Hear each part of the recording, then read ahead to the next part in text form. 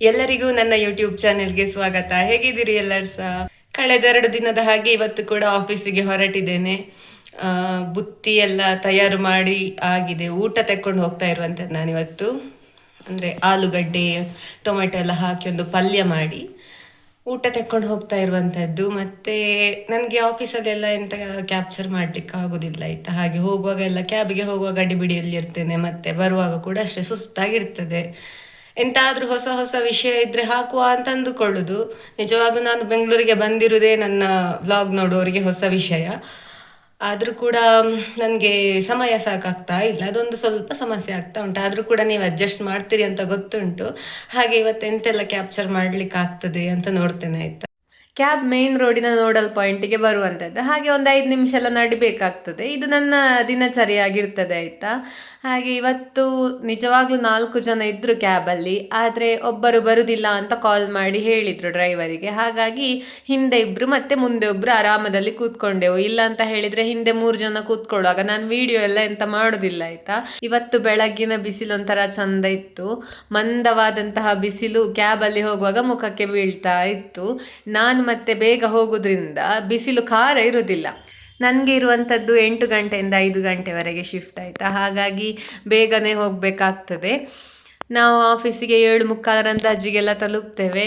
ಎಲ್ಲ ಖಾಲಿ ಖಾಲಿ ಇರ್ತದೆ ಕೂಡ. ಅದಾದ ನಂತರ ಮತ್ತೆ ಆಫೀಸಲ್ಲಿ ನನ್ನ ಕೆಲಸ ಎಲ್ಲ ಮುಗಿಸಿಕೊಂಡು ಬಂದ ನಂತರವೇ ನಾನು ವಿಡಿಯೋ ಶೂಟ್ ಮಾಡಬೇಕಾಗ್ತದೆ. ನನ್ನ ಆಫೀಸಲ್ಲಿ ಮತ್ತೆ ಜಾಸ್ತಿ ಮೊಬೈಲೆಲ್ಲ ಎಂತ ಅಲೋ ಮಾಡೋದಿಲ್ಲ.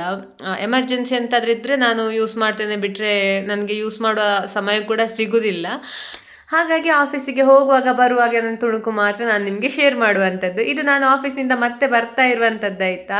ವಾಹನ ದಟ್ಟಣೆ ಯಾವತ್ತಿನ ಹಾಗೆ ಇದ್ದೇ ಇರ್ತದೆ. ಆ ಒಂದು ತಲೆ ಬಿಸಿಯ ಮಧ್ಯೆ ರೂಮಿಗೆ ತಲುಪಿದ್ರೆ ಸಾಕೊಮ್ಮೆ ಅಂತ ಕಾಣೋದು ಸಹಜ ಕೂಡ. ನಾನು ಕ್ಯಾಬಿಂದ ಇಳಿದು ಮನೆಗೆ ಹೋಗ್ತಾ ಇದ್ದೇನೆ ಆಯಿತಾ.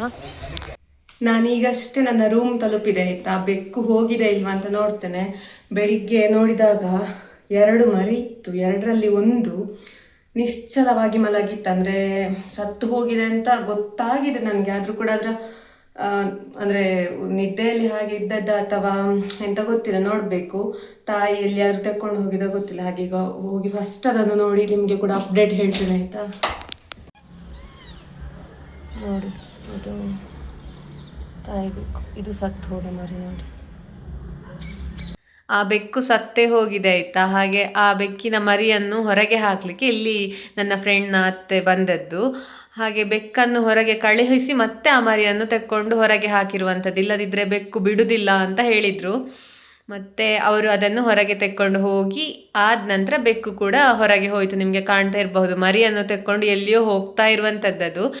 ನೋಡುವಾಗ ಪಾಪ ಕಾಣ್ತದೆ, ಆದರೆ ಎಂತ ಮಾಡೋದು, ನಾವು ಅದನ್ನು ಸಾಕುವ ಪರಿಸ್ಥಿತಿಯಲ್ಲಿಲ್ಲ. ಹಾಗೆಯೇ ಆ ಬೆಕ್ಕು ನೋಡಲಿಕ್ಕೆ ದಷ್ಟಪುಷ್ಟವಾಗಿ ಉಂಟು. ಅದು ಯಾರೋ ಸಾಕಿದ ಬೆಕ್ಕು, ಆದರೆ ಹೊಟ್ಟೆಯಲ್ಲಿ ಮರಿ ಉಂಟಂತ ಗೊತ್ತಾದಾಗ ಇನ್ನು ಹೊರಗೆ ಕಳುಹಿಸಿದ ಎಂಥ ಕತೆ ಅಂತ ಗೊತ್ತಿಲ್ಲ. ಒಟ್ಟಾರೆಯಾಗಿ ಇಲ್ಲಿ ನನ್ನ ರೂಮಲ್ಲಿ ಇದು ವಾಸವಾಗಿತ್ತು. ಇನ್ನು ಪುನಃ ಬಂದರೂ ಬರ್ಬೋದು, ಹೇಳಲಿಕ್ಕಾಗೋದಿಲ್ಲ. ಇನ್ನು ಬಂದರೆ ನಾನು ಅದನ್ನು ಎಂತ ಮಾಡಲಿಕ್ಕೂ ಹೋಗುವುದಿಲ್ಲ. ಕತ್ತಲಾಗ್ತಾ ಉಂಟು. ನಾನು ಬೆಳಕು ಹೋಗುವುದಕ್ಕಿಂತ ಮುಂಚೆ ಬಟ್ಟೆ ಒಗೆಯುವ ಅಂತ ಇಲ್ಲಿ ಬಂದು ಕೂತಿದ್ದೇನೆ. ನಿಮಗೆ ಕಾಣ್ತಾ ಇರಬಹುದು ಕಲ್ಲು. ನಮ್ಮಲ್ಲಿ ಎಲ್ಲ ನಾನು ತುಂಬ ಸಣ್ಣ ಇರುವಾಗಿನಿಂದಲೇ ಇಲ್ವಾ ಈ ರೀತಿ ಕಲ್ಲಿನಲ್ಲಿಯೇ ಬಟ್ಟೆ ಸಣ್ಣ ಇರುವಾಗೆಲ್ಲ ಕಲ್ಲಿನಲ್ಲೇ ಬಟ್ಟೆ ಒಗೆಯುವುದು. ಹಾಗಾಗಿ ನನಗೆ ಅಭ್ಯಾಸ ಉಂಟು. ವಾಷಿಂಗ್ ಮಿಷಿನೆಲ್ಲ ಇಲ್ಲದಿದ್ದರೂ ಕೂಡ ಹೀಗೆ ಬಟ್ಟೆ ಒಗೆಯೋದೇ ಅಭ್ಯಾಸ ಉಂಟು. ಹಾಗಾದ ಕಾರಣ ಆಫೀಸಿಂದ ಬಂದು ಪ್ರತಿದಿನ ಈ ಒಂದು ಕಲ್ಲಲ್ಲಿ ಬಟ್ಟೆ ಒಗೆಯುವಂಥದ್ದು. ಯಾರೆಲ್ಲ ಈ ರೀತಿ ಬಟ್ಟೆ ಒಗಿತೀರ ಇನ್ನೂ ಕೂಡ ಕಲ್ಲಲ್ಲಿ ಅಂತ ಹೇಳಿ. ಯಾಕಂತ ಹೇಳಿದರೆ ಈಗಿನ ಕಾಲದಲ್ಲಿ ಎಲ್ಲಿ ನೋಡಿದರೂ ಕೂಡ ವಾಷಿಂಗ್ ಮಿಷಿನ್ ಇದ್ದೇ ಅಲ್ವಾ, ಅದಕ್ಕೋಸ್ಕರ ಹೇಳ್ತಾ ಇರುವಂಥದ್ದು. ಮತ್ತೆ ರಾತ್ರಿ ಅದು ಬಂದಿದೆ ಆಯಿತಾ. ನೋಡಿ, ಇಲ್ಲಿ ಕಾಣ್ತಾ ಇರಬಹುದು, ಕೆಳಗೆ ಓನರ್ ಅವರ ಮನೆಯಲ್ಲಿ ಗ್ರಿಲ್ ಒಳಗೆ ತೆಕ್ಕೊಂಡು ಹೋಗಿ ಮರಿಯನ್ನು ಇಟ್ಟಿದೆ ಕಾಣ್ತದೆ. ಹಾಗೆ ಆಗದಿಂದ ಅಲ್ಲಿ ಕೂಗ್ತಾ ಇರೋದು ಕೇಳ್ತಾ ಇತ್ತು ಅಂತ ನೋಡುವಾಗ ಅಲ್ಲಿ ಬೆಕ್ಕು ನಿಂತುಕೊಂಡು ಉಂಟು. ಮರಿ ಎಲ್ಲಿ ಇಟ್ಟಿದೆ ಅಂತ ಗೊತ್ತಿಲ್ಲ ನನಗೆ. ನಾಳೆ ಕೇಳಬೇಕು ಕೆಳಗೆ ಫ್ರೆಂಡ್ ಹತ್ರ. ಈ ಬೆಕ್ಕು ಯಾರದ್ದು, ಯಾರು ಸಾಕಿದ್ರು, ಇಷ್ಟು ಸಮಯ ಎಲ್ಲಿತ್ತು ಎಂತ ಕೂಡ ಗೊತ್ತಿಲ್ಲ. ಈಗ ಮಾತ್ರ ಇಲ್ಲಿ ನಮ್ಮ ಮನೆಯ ಸುತ್ತಮುತ್ತವೇ ಸುಳಿದಾಡ್ತಾ ಉಂಟು. ನೋಡಿದ್ರಿ ಅಲ್ಲ, ಬೆಕ್ಕು ಮರಿಯನ್ನು ತೆಕ್ಕೊಂಡು ಹೋಯಿತು. ಆದರೆ ಈಗ ಕೂಡ ಅಲ್ಲಿಯೇ ಟೆರೆಸಲ್ಲಿ ಕೂಗ್ತಾ ಉಂಟು. ಅಂತ ಹೇಳಿದರೆ ಕೆಳಗೆ ಓನರ್ ಮನೆ ಉಂಟಲ್ಲ, ಈಗ ಅಲ್ಲಿ ಹೋಗಿ ಇಟ್ಟಿದೆ ಅಂತೆ ಮರಿಯನ್ನು. ಹಾಗಾಗಿ ಎಂತ ಮಾಡ್ತದೆ ಗೊತ್ತಿಲ್ಲ ನನಗೆ. ನಾನು ಆಫೀಸಿಂದ ಬಂದ ತಕ್ಷಣ ಅದಕ್ಕೊಂದು ವ್ಯವಸ್ಥೆ ಮಾಡಿಸುವ ಅಂತ ಹೇಳಿ, ಒಂದು ಮರಿ ಸತ್ತು ಹೋಗಿತ್ತಲ್ಲ, ಹಾಗೆ ವ್ಯವಸ್ಥೆ ಮಾಡಿಸುವ ಅಂತ ಹೇಳಿ ಅಲ್ಲಿ ಕೆಳಗೆ ನನ್ನ ಫ್ರೆಂಡ್ ಹತ್ರ ಹೇಳಿದೆ. ಅವರು ಅವರ ಅತ್ತೆ ಹತ್ರ ಹೇಳಿದ್ರು. ಹಾಗೆ ಅವರು ಬಂದೆಂತ ಮಾಡಿದ್ರು ಅಂತ ಹೇಳಿದ್ರೆ, ಮೊದಲು ನನ್ನ ಫ್ರೆಂಡ್ ಮಾತ್ರ ಬಂದದ್ದಾಯ್ತಾ, ಅವರು ಬಂದೆಂತ ಮಾಡಿದ್ರು ಅಂತ ಹೇಳಿದ್ರೆ, ಈ ನೆಲ ಒರೆಸ್ತೇವಲ್ಲ ಕೋಲು, ಅದರಲ್ಲಿ ಅದಕ್ಕೆ ಅಂದ್ರೆ ಹೊಡಿಲಿಲ್ಲ, ಬೆಕ್ಕಿಗೆ ನೆಲಕ್ಕೆ ಕುಟ್ಟಿಕೊಂಡು ಅಂದ್ರೆ ಅದಕ್ಕೆ ಹೆದರಿಕೆ ಆಗಿ ಹೋಗ್ಲಿ ಅಂತ ಹೇಳೋ ಉದ್ದೇಶಕ್ಕೋಸ್ಕರ ಹಾಗೆ ಮಾಡಿದ್ರು. ಅದು ಅಂದ್ರೆ ಜೋರಾಗಿ ಕೂಗ್ತಾ ಉಂಟು, ಅದಕ್ಕೆ ಬಹುಶಃ ಹೋಗ್ಲಿಕ್ಕೆ ದಾರಿಯಲ್ಲಿ ಅಂತ ಗೊತ್ತಾಗ್ಲಿಲ್ವಾ ಎಂತ ಗೊತ್ತಿಲ್ಲ. ಅವ್ರು ಹೇಳಿದ್ರು, ಇಲ್ಲ ರಮ್ಯಾ ಅಂದ್ರೆ ಈಗ ಭಯ ಆಗಿರುತ್ತೆ ಅಲ್ಲಿ, ಇನ್ನು ಹೋಗುತ್ತೆ ಅಂತ ಹೇಳಿದ್ರು. ಆದ್ರೆ ಮತ್ತೆ ಆ ಮರಿಯನ್ನೆಲ್ಲ ಇನ್ನು ವ್ಯವಸ್ಥೆ ಮಾಡ್ಬೇಕಂತಲ್ಲ, ಅವರ ಅತ್ತೆ ಬಂದ್ರು. ಮತ್ತೆ ಅತ್ತೆ ಬಂದು ಎಂತ ಮಾಡಿದ್ರು ಅಂತ ಹೇಳಿದ್ರೆ, ಬೆಕ್ಕಿಗೆ ನೀರು ಸ್ವಲ್ಪ ಹಾಕಿದ್ರೆ ಹೋಗ್ತದೆ, ನಮ್ಮ ಕಡೆ ಎಲ್ಲ ಹಾಗೆ ಮಾಡ್ತೇವೆ. ಒಂದ್ ಸ್ವಲ್ಪ ನೀರು ತಂದು ಚಿಮುಕಿಸಿದ್ರು. ನಾನು ಕೂಡ ಮೊನ್ನೆ ಹಾಗೆ ಮಾಡಿದ್ದೆ, ಸ್ವಲ್ಪ ನೀರು ಚಿಮುಕಿಸಿದಾಗ ಬೆಕ್ಕು ಹೋಯ್ತು. ಹಾಗೆ ಇವರು ಕೂಡ ಹಾಗೆ ಮಾಡಿದ್ರು. ಆಗ ಬೆಕ್ಕು ಇವತ್ತು ಕೂಡ ಹೊರಗೆ ಹೋಯ್ತು. ಮರಿ ಒಂದು ಇಲ್ಲಿತ್ತು, ಮತ್ತೊಂದು ಸತ್ತ ಮರಿ ಹಾಗೆ ಇತ್ತಲ್ಲ, ಅದನ್ನು ಮತ್ತೆ ಮ್ಯಾಟ್, ನನ್ನ ಅಲ್ಲಿ ಕಾಲು ಒರೆಸುವ ಮ್ಯಾಟ್ ಎಲ್ಲ ಇತ್ತು, ಅದರಲ್ಲೇ ಮರಿ ಹಾಕಿ ಎಲ್ಲ ಮಾಡಿತ್ತು. ಹಾಗಾದ ಕಾರಣ ಮ್ಯಾಟ್ ಅನ್ನು ಕೂಡ ಎಸೆದದ್ದು ಮರಿ ಸಮೇತ ಅವರು ತೆಕ್ಕೊಂಡು ಹೋಗಿ ಎಸೆದಾಗ ನಾನೆಂತ ಮಾಡಿದೆ, ನನ್ನ ಬಟ್ಟೆ ಎಲ್ಲ ಇದ್ದದ್ದನ್ನೆಲ್ಲ ಮತ್ತೆ ಮಡಚಿಕೊಂಡೆಲ್ಲ ಬಂದು ಮತ್ತೆ ಹೊರಗೆ ಒಂದ್ಸಲ ನೋಡ್ತೇನೆ, ಮರಿಯನ್ನು ತೆಕ್ಕೊಂಡು ಹೋಯ್ತದು. ನಾನು ನಿಮ್ಗೆ ಆ ಕ್ಲಿಪ್ಪಿಂಗ್ ಕೂಡ ಹಾಕಿದ್ದೆ ಅಲ್ಲ. ಮರಿಯನ್ನು ತೆಕ್ಕೊಂಡು ಹೋಗಿ ಎಲ್ಲಿ ಹೋಯ್ತದು, ಎಲ್ಲಿಯೋ ಹೋಯ್ತು, ಟೆರೆಸಿಂದ ಆಚೆಯಲ್ಲಿ ಹೋಯ್ತು. ನನಗೆ ಮತ್ತೆ ಬಟ್ಟೆ ಒಗಿಲಿಕ್ಕೆ ತಡ ಆಯ್ತು. ಇಲ್ಲದಿದ್ರೆ ನಾನು ಯಾವತ್ತೂ ಕೂಡ ಬಂದು ಫ್ರೆಶ್ ಅಪ್ ಎಲ್ಲ ಆಗಿ ಮತ್ತೆ ನನ್ನ ಬಟ್ಟೆ ಎಲ್ಲ ಒಗೆಯುವುದಾದ್ರೆ ಮತ್ತೆ ಕತ್ತಲೆ ಆಗ್ತದೆ, ಇವತ್ತು ಹೀಗೆಲ್ಲ ಆಯ್ತಲ್ಲ ಅಂತ ಹೇಳಿ ನನ್ನ ಬಟ್ಟೆ ಎಲ್ಲ ಬೇಗ ಒಗ್ದು ಅದಾದ ನಂತರ ಒಳಗೆ ಬಂದು ಸ್ವಲ್ಪ ಹೊತ್ತಾಗುವಾಗ ಹಿಂದೆಯಿಂದ ಮತ್ತೆ ಬೆಕ್ಕು ಕೂಗುದು ಕೇಳ್ತಾ ಉಂಟು. ಈಗ ಹಾಗೆ ತೆಗೆದು ನೋಡ್ತೇನೆ, ಅಲ್ಲಿ ಕೆಳಗೆ ಟೆರೆಸ್ ಅಲ್ಲಿ ಕೂತ್ಕೊಂಡು ಕೆಳಗೆ ಓನರ್ ಅವರ ಮನೆಗೆ ನೋಡ್ತಾ ಉಂಟು. ಅಲ್ಲಿಂದ ಬೆಕ್ಕಿನ ಮರಿ ಕೂಗುವ ಶಬ್ದ ಕೇಳ್ತಾ ಉಂಟು. ಬಹುಶಃ ಅದು ಸೀದಾ ಅಲ್ಲಿ ಹೋಗಿ ತೆಕ್ಕೊಂಡು ಹೋಗಿ ಇಟ್ಟಿದೆ ಕಾಣ್ತದೆ. ಈಗ ಕೆಲವರಿಗೆಲ್ಲ ಬೆಕ್ಕಿನ ಮೇಲೆ ತುಂಬಾ ಪ್ರೀತಿ ಇರುವವರು, ಪ್ರಾಣಿ ದಯೆ ನನಗೆ ಕೂಡ ಉಂಟು. ಹಾಗಾದ ಕಾರಣ ಇಷ್ಟು ದಿವಸ ನಾನು ಇಲ್ಲಿ ಇಟ್ಟುಕೊಂಡಿರುವಂತದ್ದು ಅಂತ ಹೇಳಿದ್ರೆ, ನನಗೆ ಪ್ರಾಣಿ ದಯೆ ಇಲ್ಲದಿದ್ರೆ ಖಂಡಿತ ಅದನ್ನು ಎಂತಾದ್ರೂ ಒಂದು ವ್ಯವಸ್ಥೆ ಮಾಡಿಸಿ ಹೊಡೆದೋಡಿಸುವ ಪ್ರಯತ್ನ ಮಾಡ್ತಿದ್ದೆ. ಪ್ರಾಣಿ ದಯೆ ಉಂಟಾದ್ರೆ ಪ್ರಾಣಿಯ ಮೇಲೆ ಒಂದು ವ್ಯಾಮೋಹ ಅಂತ ಹೇಳುದು ನನ್ಗಿಲ್ಲ. ಈ ಪೆಟ್ ಲವ್ ಎಲ್ಲ ಉಂಟಲ್ಲ ಅಂತ ಹೇಳಿದ್ರೆ, ಸಾಕುವಂಥದ್ದು, ಬೆಕ್ಕು ನಾಯಿಯನ್ನೆಲ್ಲ ಸಾಕುದು, ಅವುಗಳನ್ನು ಕೈಯಲ್ಲಿ ಹಿಡ್ಕೊಂಡು ಮುದ್ದಾಡುವಂಥದ್ದು, ಇಂಥದ್ದೆಲ್ಲ ನನಗೆ ಖಂಡಿತ ಆಗುದಿಲ್ಲ. ಯಾಕಂತ ಹೇಳಿದ್ರೆ ಬಹುಶಃ ನನ್ನ ಹಿರಿಯರ ಒಂದು ವಂಶಾವಳಿ ಆಗಿರಬಹುದದು. ನನ್ನ ಅಜ್ಜಿಗೆಲ್ಲ ಬೆಕ್ಕು ಆಗ್ತಾ ಇರಲಿಲ್ಲ, ಹಾಗೆ ನನಗೂ ಕೂಡ ಅವರದ್ದೇ ಇದು ಬಂದದ್ದು, ಗುಣ ಬಂದದ್ದು ಅಂತ ಕಾಣ್ತದೆ. ನನ್ನ ಮನೆಯಲ್ಲಿ ಸಣ್ಣದಿರುವಾಗಿನಿಂದಲೂ ಕೂಡ ಅಷ್ಟೇ, ನನ್ನ ಹತ್ರ ಬೆಕ್ಕು ಬಂದ್ರೆ ನನಗೆ ಒಂಥರ ಆಗುದು. ಹಾಗೆ ದೂರದಿಂದ ನೋಡ್ತೇನೆ, ದೂರದಿಂದ ನೋಡ್ಲಿಕ್ಕೆ ಚಂದ ಉಂಟು ಹಾಗೆಲ್ಲ ಅನ್ನಿಸ್ತದೆ, ಆದ್ರೆ ಅದನ್ನು ಹತ್ತಿರ ಕರೆಸಿಕೊಂಡು ಮುದ್ದಾಡುವಂಥದ್ದೆಲ್ಲ ನನಗೆ ತುಂಬಾ ಅಂತ ಹೇಳಿದ್ರೆ ತುಂಬಾ ಹಿಂಸೆ ಆಗುವಂತಹ ಒಂದು ಕೆಲಸ ಆಯ್ತು ಅದು. ಈ ವಿಷಯಕ್ಕೋಸ್ಕರ ನನ್ನನ್ನು ಸಾಕಷ್ಟು ಜನ ದ್ವೇಷಿಸಬಹುದು, ಆದ್ರೆ ಎಂತ ಮಾಡುದು, ಎಲ್ಲರಿಗೆ ಎಲ್ಲವೂ ಇಷ್ಟ ಆಗ್ಲಿಕ್ಕೆ ಸಾಧ್ಯ ಇಲ್ಲ. ಹಾಗಾಗಿ ಇದು ಎಂತ ಮಾಡ್ಲಿಕ್ಕೆ ಆಗುದಿಲ್ಲ ಅಲ್ವಾ, ಈ ಒಂದು ಗುಣವನ್ನು ನಾನು. ಹಾಗೆ ನಾನು ಆ ಬೆಕ್ಕು ಅಲ್ಲಿತ್ತು, ಅದರ ಪಾಡಿಗೆ ಇರ್ತಾ ಇತ್ತು. ನಾನು ಅಲ್ಲೇ ಸ್ನಾನ ಮಾಡ್ಲಿಕ್ಕೆಲ್ಲ ಅಲ್ಲೇ ಹೋಗ್ತಾ ಇದ್ದದ್ದು, ಬಟ್ಟೆ ಒಣಗಿ ಹಾಕ್ಲಿಕ್ಕೆ ಎಲ್ಲದಕ್ಕೂ ಕೂಡ ಅಲ್ಲೇ ಹಿಂದೆಗಡೆ ಹೋಗ್ತಾ ಇದ್ದೆ. ಬೆಕ್ಕು ನಾನು ಬರುವಾಗ ಒಂದ್ಸಲ ಕೂಗ್ತಾ ಇತ್ತು ಅಂತ ಹೇಳಿದ್ರೆ, ನನ್ಗೆ ಎಂತ ಮಾಡ್ಬೇಡ ಅಂತ ಹೇಳುವ ಒಂದು ಅದು ಇತ್ತು, ಅದರ ಮುಖಭಾವ ಹಾಗೆ ಕಾಣ್ತಾ ಇತ್ತು ನನ್ಗೆ. ನಾನೊಂದ್ಸಲ ಅಂತ ಒಂದ್ಸಲ ಮಾಡಿ ಹೋಗುದು, ಯಾಕಂತ ಹೇಳಿದ್ರೆ ನಾನು ನಿಮ್ಗೆ ತೊಂದರೆ ಕೊಡ್ಲಿಕ್ಕೆ ಬರುದಲ್ಲ ಅಂತ ಹೇಳುದು ಅನ್ನೋದಕ್ಕೆ ಮನೆದಟ್ಟು ಮಾಡಿಸಿ ಹೋಗುವಂಥದ್ದು. ಹಾಗೆ ಮಾಡ್ತಾ ಇದ್ದೆ ಯಾವತ್ತು ಕೂಡ. ಇವತ್ತದ ಮರಿ ಸತ್ತೆಲ್ಲ ಆದ ನಂತರ ನನ್ಗೆ ಅನಿಸಿತು, ಇನ್ನು ಹೀಗೆ ಬಿಟ್ರೆ ಆಗ್ಲಿಕ್ಕಿಲ್ಲ. ಇನ್ನು ಮರಿಯನ್ನು ಕೂಡ ಹೇಗೆ ಅದನ್ನೆಲ್ಲ ರವಾನೆ ಮಾಡುದೆಲ್ಲ ಸುಮ್ಮನೆ, ಅದೆಲ್ಲ ತಲೆ ಬಿಸಿಯ ವಹಿವಾಟು. ಈಗ ಇಲ್ಲಿ ಇದ್ರೆ ಅದಕ್ಕೆ ಆಹಾರ ಕೂಡ ಸಿಗುದಿಲ್ಲ, ಹಾಗೆ ಅವುಗಳಿಗೆ ಆಹಾರ ಹಾಕುವಾಗಿಲ್ಲ. ಯಾಕಂತ ಹೇಳಿದ್ರೆ ಇಲ್ಲಿ ಅವರು ಓನರ್ ಆಂಟಿ ಹೇಳಿದ್ರು, ಅದನ್ನೆಲ್ಲ ಒಳಗೆ ಬಿಡ್ಬೇಡ, ಅದು ಅದರ ಪಾಡಿಗೆ ಹೋಗ್ತದೆ, ಒಳಗಂತೂ ಕರೆಸಿಕೊಳ್ಬೇಡ ಅಂತ. ಇದು ಅವರ ರೂಮ್ ಆಗಿರೋದ್ರಿಂದ ನನಗೆ ಇಲ್ಲಿ ಬಾಡಿಗೆಗೆ ಇರೋದಾದ್ರೂ ಕೂಡ ಅವರದ್ದು ಕೂಡ ಒಂದು ರಿಸ್ಟ್ರಿಕ್ಷನ್ ಎಲ್ಲ ಇರ್ತದಲ್ಲ, ಹಾಗೆ ಕೂಡ ಆಗಿರ್ಬೋದು. ಒಂದು ವೇಳೆ ಅವರು ಹಾಗೆ ಹೇಳದಿದ್ರು ಕೂಡ ನಾನು ಸಾಕೋಳಲ್ಲ. ಹಾಗಾದ ಕಾರಣ ನಾನು ಅದಕ್ಕೆ ಎಂತ ತಿನ್ಲಿಕ್ಕೆಲ್ಲ ಹಾಕ್ಲಿಕ್ಕೆ ಕೂಡ ಅಷ್ಟೇ ನನಗೆ ಸಮಯಾವಕಾಶವೂ ಕೂಡ ಸಿಗ್ತಾ ಇರ್ಲಿಲ್ಲ. ನಾನು ಸಂಜೆ ಬಂದು ಪುನಃ ಬೆಳಿಗ್ಗೆ ಎದ್ದು ಹೋಗುವಂಥದ್ದು. ಅಷ್ಟು ನಿನ್ನೆ ಆ ಹೊತ್ತಿಗೆ ಬೆಕ್ಕಿನ ತಾಯಿ ಕೂಡ ಇರಲಿಲ್ಲ, ಎಲ್ಲಿ ಹೋಗಿತ್ತೋ ಗೊತ್ತಿಲ್ಲ. ಮತ್ತೆ ಆ ಮರಿಗೆ ನಾನಿಲ್ಲಿ ಮಾಡುವಂತಹ ಇದು ಪಲಾವ್, ಬಿಸಿ ಬೇಳೆ ಬಾತು, ಪುಳಿಯೋಗರೆ ಇಂಥದ್ದೆಲ್ಲ ಹಾಕ್ಲಿಕ್ಕೆ ಆಗ್ತದ? ಹಾಗೆ ಮತ್ತೆ ಅದರ ಪಾಡಿಗೆ ಬಿಡ್ತಾ ಇದ್ದೆ. ಮತ್ತೆ ನನಗೆ ಅನ್ನಿಸಿತು, ಇಲ್ಲಿಯೇ ಇದ್ರೆ ಸುಮ್ಮನೆ ಅದಕ್ಕೆ ಆಹಾರ ಇಲ್ಲದೆ ಎಂತಾದ್ರೂ ಹೀಗೆ ಸಾಯುದ ಎಂತ, ನನಗೆ ಅದಕ್ಕೆ ಅದು ಸಾಯ್ಲಿಕ್ಕೆ ಕಾರಣ ಕೂಡ ಎಂತ ಅಂತ ಗೊತ್ತಿರ್ಲಿಲ್ಲ ಆಯ್ತಾ.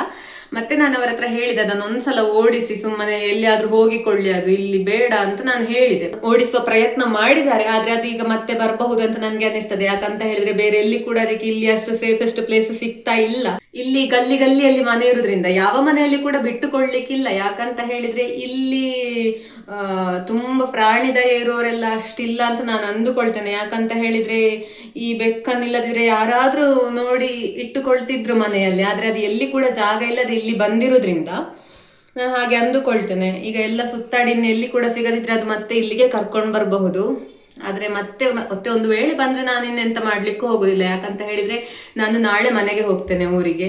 ಮತ್ತೆ ಒಂದು ವಾರ ಕಳೆದಾದ ನಂತರ ಬರುವಂತದ್ದು. ಆ ಸಮಯದಲ್ಲಿ ಅದು ಖಂಡಿತ ತೆಕ್ಕೊಂಡು ಹೋಗಿರ್ತದೆ. ಅಥವಾ ಮತ್ತೆ ಆ ಸಮಯದಲ್ಲಿ ಒಂದು ವೇಳೆ ಅದು ಸತ್ರೆ ಮತ್ತೆ ಆ ಹೆಣ ಇಲ್ಲೇ ಇರ್ತದೆ. ಅದನ್ನು ಮತ್ತೆ ಅದು ಕೊಳ್ತು ವಾಸನೆ ಬರುದು. ನಾನು ಬರುವ ತನಕ ಅದನ್ನು ತೆಗಿಲಿಕ್ಕೆ ಆಗುದಿಲ್ಲ. ಯಾಕಂತ ಹೇಳಿದ್ರೆ ಇಲ್ಲಿ ಲಾಕ್ ಹಾಕಿ ಹೋಗಿರುವಂತದ್ದಲ್ಲ ನಾನು.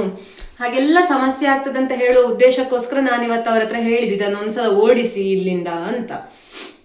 ನನ್ಗೆ ಗೊತ್ತಿಲ್ಲ ಎಷ್ಟು ಜನ ಇದಕ್ಕೆ ನನ್ನ ಮೇಲೆ ಸಿಟ್ಟು ಪಡ್ತಾರೋ, ಅಥವಾ ಕೆಲವರಿಗೆ ಓಕೆ ಹೌದು ಇವಳು ಮಾಡಿದ್ದು ಸರಿ ಅಂತ ಕೂಡ ಅನಿಸಿರಬಹುದು. ನಾನು ಯಾಕೆ ಬೆಕ್ಕನ್ನು ಇಷ್ಟಪಡುವುದಿಲ್ಲ, ಯಾಕೆ ಅದನ್ನು ಓಡಿಸ್ಲಿಕ್ಕೆ ಹೇಳಿದಂತ ಹೇಳುದನ್ನೆಲ್ಲ ವಿವರವಾಗಿ ಹೇಳಿದ್ದೇನೆ. ಇಷ್ಟ ಆಗಿ ಕೂಡ ಕೆಲವರೆಲ್ಲ ನೀವು ಮಾಡಿದ್ದು ತಪ್ಪು, ಅಥವಾ ನೀವು ಅದನ್ನು ಸಾಕ್ಬೇಕಿತ್ತು, ಬೆಕ್ಕನ್ನು ಸಾಕಿ ಅಂತೆಲ್ಲ ಹೇಳುದಿದ್ರೆ ಅದು ನಿಮ್ಮ ವಿವೇಚನೆಗೆ ಬಿಟ್ಟದ್ದು. ಇಷ್ಟು ಹೇಳಿ ಕೂಡ ನಿಮ್ಮ ತಲೆಗೆ ಅರ್ಥ ಆಗುದಿಲ್ಲ ಅಂತ ಹೇಳಿ ಆದ್ರೆ ಅದಕ್ಕೆ ನಾನೆಂತ ಉತ್ತರ ಕೊಡ್ಲಿಕ್ಕೆ ಹೋಗುದಿಲ್ಲ, ಆಯ್ತಾ. ಹಾಗೆ ಇದಿಷ್ಟು ಈ ಒಂದು ಬೆಕ್ಕಿನ ಕಥೆ ಆಗಿತ್ತು. ನೋಡುವ, ಇನ್ನು ಮತ್ತೆ ಬಂದ್ರೆ ನಾನು ನಿಮ್ಗೆ ಪುನಃ ಅಪ್ಡೇಟ್ ಕೊಡ್ತೇನೆ. ಇಲ್ಲ ಅಂತ ಹೇಳಿದ್ರೆ ಇಲ್ಲ. ಈ ಬೆಂಗಳೂರಿನಲ್ಲಿ ಉಂಟಲ್ವಾ, ಇಂತಹ ಈ ಸಮಸ್ಯೆಗಳೆಲ್ಲ ಸಾಕಷ್ಟು ಎದುರಿಸ್ತಾ ಇರ್ತೇವೆ. ಇದೊಂದು ಉದಾಹರಣೆ ಅಷ್ಟೇ. ಇಂಥದ್ದು ಎಷ್ಟು ತಿಗಣೆ ಕಾಟ, ಮತ್ತೆ ಜಿರಳೆ ಕಾಟ, ಇಲ್ಲಿ ಹೆಗ್ಗಣಗಳ ಕಾಟ. ನನ್ನ ಪುಣ್ಯಕ್ಕೆ ಇಲ್ಲಿ ಅಂತ ಯಾವುದೇ ಕಾಟ ಕೂಡ ಇಲ್ಲ. ಜಿರಳೆ ಆಗ್ಲಿ ಹೆಗ್ಗಣ ಆಗ್ಲಿ ಇಂಥದ್ದೆಲ್ಲ ಎಂತ ಇಲ್ಲ. ಹಾಗಾದ ಕಾರಣ ನನ್ಗೆ ಆ ಒಂದು ಕಾಟಗಳಿಂದ ಮುಕ್ತಿ ಉಂಟು. ಆದ್ರೆ ಪ್ರತಿಯೊಂದೊಂದು ಮನೆದೊಂದೊಂದು ಕತೆ ಅಂತ ಹೇಳ್ಬಹುದು. ಮತ್ತೆ ಇಂಥದ್ದೆಲ್ಲ ಜೀವನದಲ್ಲಿ ಒಂದೊಂದು ಅನುಭವಗಳು ಅಂತ ಹೇಳಿದ್ರೆ ಇದರಿಂದ ಎಂತ ಪಾಠ ಕಲಿತೇವೋ ನನ್ಗೆ ಗೊತ್ತಿಲ್ಲ. ಆದ್ರೆ ನಾನು ಎಷ್ಟು ಸಮಯ ಇರ್ತೇನೆ ನನ್ನ ಜೀವನದ ಉದ್ದಕ್ಕೂ ಈ ಒಂದು ಘಟನೆ ನೆನಪಿರ್ತದೆ. ನಾನೊಂದು ಸಲ ಹೀಗೆ ರೂಮಲ್ಲಿ ಇದ್ದೆ. ಆಗ ಊರಿಗೆ ಇಂತಿಷ್ಟು ಸಮಯ ಅಂತರದಲ್ಲಿ ಹೋಗಿ ಬಂದಾದ ನಂತರ ಬೆಕ್ಕು ಎಲ್ಲ ಇತ್ತು, ಮರಿಗಳಿತ್ತು, ಮರಿ ಸತ್ತು ಹೋದದ್ದು, ಅದನ್ನು ಓಡಿಸಿದ್ದು, ಇಂಥದ್ದೆಲ್ಲ ಸಾಕಷ್ಟು ನೆನಪುಗಳು ನನ್ಗೊಂದು ನನ್ನ ನೆನಪಿನ ಪುಸ್ತಕದ ಪುಟದಲ್ಲಿ ಸೇರಿಕೊಳ್ತದೆ ಅಂತ ಹೇಳ್ಬಹುದು. ಹಾಗೆ ಇದನ್ನು ನಿಮ್ಮ ಜೊತೆಗೆ ನಾನು ಹಂಚಿಕೊಂಡಿದ್ದೇನೆ. ಈಗ ಇಂತಹ ಸಮಸ್ಯೆಗಳು ಯಾರಾದ್ರೂ ಎದುರಿಸಿದಿರಾ, ಅಥವಾ ನಿಮ್ಗೆಲ್ಲ ಹೇಗೆ ಅನ್ನಿಸಿತು ಇವತ್ತಿನ ಈ ವಿಡಿಯೋ, ಇದನ್ನೆಲ್ಲ ನನ್ಗೆ ಕಮೆಂಟ್ ಅಲ್ಲಿ ತಿಳಿಸಿ, ಆಯ್ತಾ. ನನ್ಗೆ ಯೂಟ್ಯೂಬ್ಗೆ ಮಾತ್ರ ಅಲ್ಲ, ಫೇಸ್ಬುಕ್ ಆಗಬಹುದು, ಇನ್ಸ್ಟಾಗ್ರಾಮ್ ಆಗಿರಬಹುದು, ಇದಕ್ಕೆ ಯಾವ್ದಕ್ಕೆ ಕೂಡ ವಿಡಿಯೋ ಹಾಕ್ಲಿಕ್ಕೆ ಕಂಟೆಂಟ್ ಇಲ್ಲಿ ಸಿಗ್ತಾ ಇಲ್ಲ. ಒಂದ್ ವೇಳೆ ಸಿಕ್ಕಿದ್ರು ಕೂಡ ನನ್ಗೆ ಶೂಟ್ ಮಾಡಿ ಎಡಿಟ್ ಮಾಡಿ ಅದನ್ನು ಅಪ್ಲೋಡ್ ಮಾಡುವಷ್ಟು ತಾಳ್ಮೆ ಕೂಡ ಇರುದಿಲ್ಲ, ಆಯ್ತಾ. ಗೊತ್ತಿರಬಹುದು, ಯಾಕಂದ್ರೆ ಹೇಳಿದ್ರೆ ನಾನು ಸಾಕಷ್ಟು ಬಾರಿ ಹೇಳಿದ್ದೇನೆ ನಿಮ್ಗೆ ಯಾಕೆ ಇಲ್ಲಿ ಹೀಗೆ ನನ್ಗೆ ಸಮಯ ಸಿಗುದಿಲ್ಲ ಅಂತ. ಹಾಗಾಗಿ ನಾನು ಅದೇ ಹೇಳ್ತಾ ಇರುವಂತದ್ದು. ಊರಿಗೆ ಹೋದ ತಕ್ಷಣ ಮತ್ತೆ ನನ್ನ ಡೈಲಿ ವ್ಲಾಗ್ ಎಲ್ಲ ಬರ್ತಾ ಇರ್ತದೆ. ಆದ್ರೆ ಬೆಂಗಳೂರಲ್ಲಿರುವಾಗ ಸ್ವಲ್ಪ ಅಡ್ಜಸ್ಟ್ ಮಾಡಿಕೊಳ್ಳಿ ಅಂತ ಕೇಳಿಕೊಳ್ತೇನೆ. ಹಾಗೆ ಪ್ರೀತಿಯಿಂದ ಸಾಕಷ್ಟು ಜನ ಕಮೆಂಟ್ ಹಾಕ್ತೀರಾ, ನೀವು ಬೆಂಗಳೂರಿಗೆ ಬಂದ ನಂತರ ವ್ಲಾಗ್ ಮಾಡೋದಿದ್ರು ಪರವಾಗಿಲ್ಲ, ಊರಿಗೆ ಹೋದ ನಂತರ ವ್ಲಾಗ್ ಮಾಡಿ. ಹಾಗೆ ಕಾಳಜಿಯಿಂದ ಎಲ್ಲ ತುಂಬಾ ಜನ ಕಮೆಂಟ್ ಹಾಕ್ತಾ ಇರ್ತೀರಾ. ನಿಮ್ಮೆಲ್ಲರ ಪ್ರೀತಿ ಹೀಗೆ ಇರ್ಲಿ ಅಂತ ಕೇಳಿಕೊಳ್ತೇನೆ. ನನ್ನ ಈ ವಿಡಿಯೋಗಳು ಇಷ್ಟ ಆಗ್ತಾ ಇದ್ರೆ ನನ್ನ ಚಾನೆಲ್ನ ಸಬ್ಸ್ಕ್ರೈಬ್ ಮಾಡಿಕೊಳ್ಳಿ ಅಂತ ಕೇಳಿಕೊಳ್ತಾ ಮುಂದಿನ ವಿಡಿಯೋದಲ್ಲಿ ಸಿಗ್ತೇನೆ. ಬಾಯ್ ಬಾಯ್.